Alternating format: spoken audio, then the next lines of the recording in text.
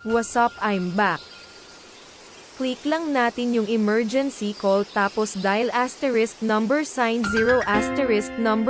para mapunta siya sa test mode.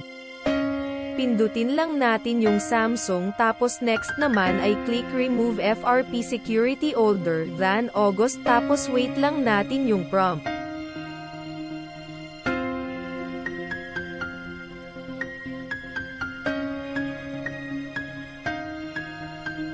Wait lang natin yung prompt na allow USB debugging at ayan na nga voila.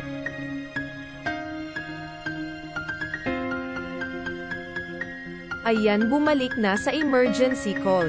Wait lang natin mapunta sa settings tapos magre-restart na yan.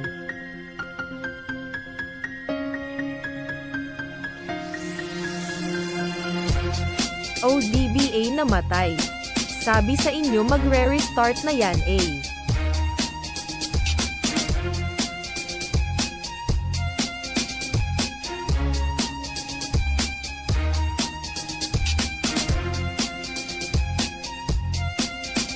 Wait lang ulit natin, matagal yan eh. Pero mas matagal na kaming di nag-uusap Haze.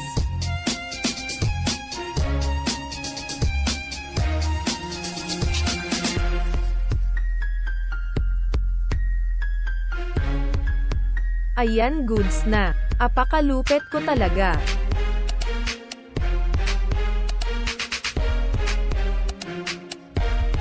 Click lang natin yung allow. Di ko na-click kanina eh. Bagal ko kasi Haze. Check natin settings kasi wala lang. Trip ko lang. Ganyan lang ka-simple mag-remove ng Google account sa mga Samsung devices basta gumagana yung *#0*#.